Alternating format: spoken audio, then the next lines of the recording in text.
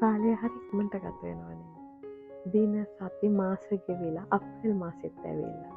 දින ගානකට කලින් ගස්වල කොළයක්වත් නැතුව අතුරුකිලි නාටු වෙලා තිබුණු ගස් මේ වෙද්දි මල් වලින් පිරීලා බලන්න ලස්සනයි.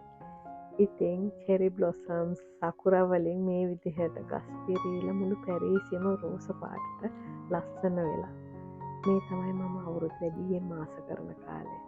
ඒකට හේතු කීපයක් තියෙනවා. එකක් සිංහල අවුරුදු. අනිත් එක මගේ උපන්දිනය. අනිත් කාරණේ මේ වගේ ගස් මල් වලින් පිරීලා තියෙද්දි හිතට දැනෙන සතුට. ඉතින් තම අවුරුද්දකම වගේ මේ අවුරුද්දේ වැඩ ගොඩාක් තියෙද්දි වෙනදටත් වඩා මට වැඩ වැඩියෙන් තියෙන කාලෙක මම කොහොම හරි සිංහල අවුරුද්ද පුතත් එක්ක සමරන්න ගොඩාක් කැවිලි හදන්න පටන් ගත්තා.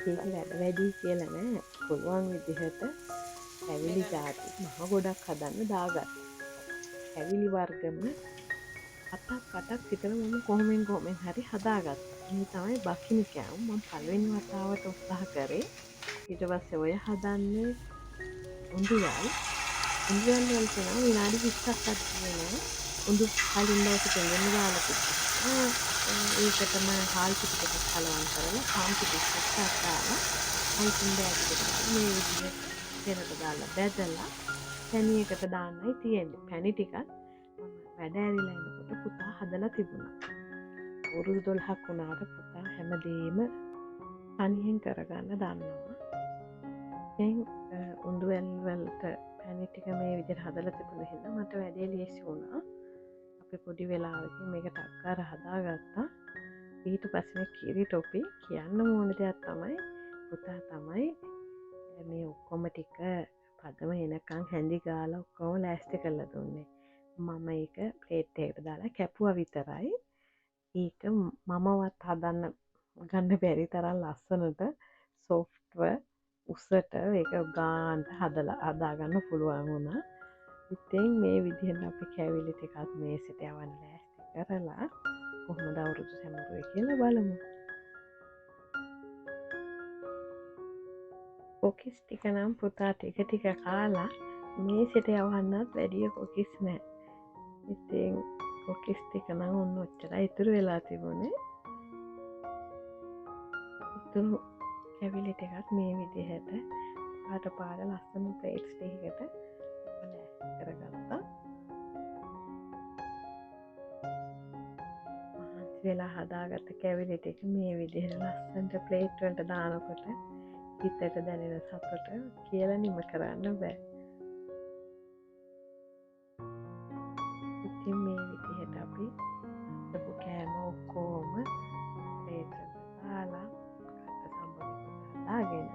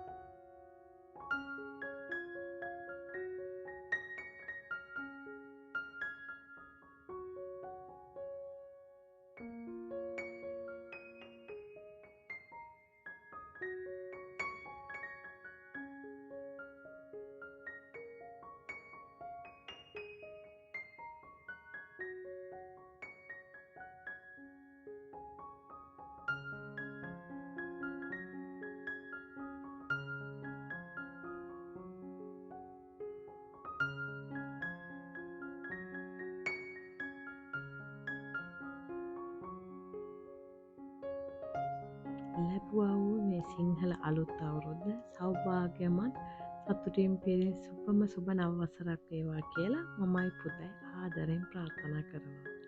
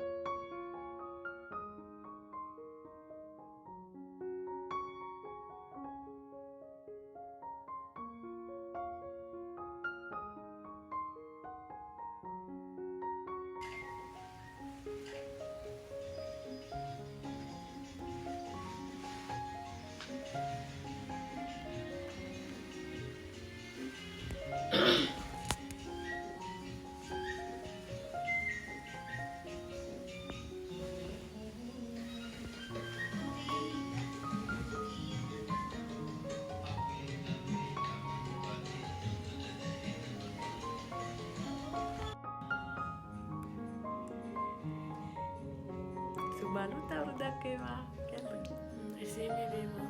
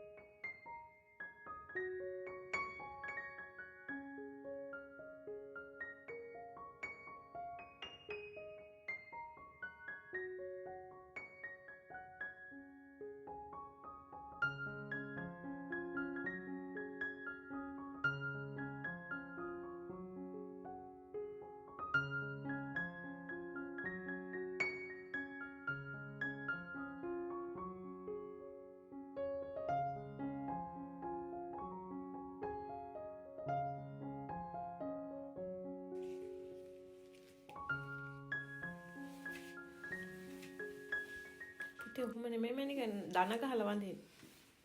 වඳින්න කියලා දෙන්න. අන්න හරි. පහත් යනවානේ බවරි. බුදු සරණයි මගේ පුතාට.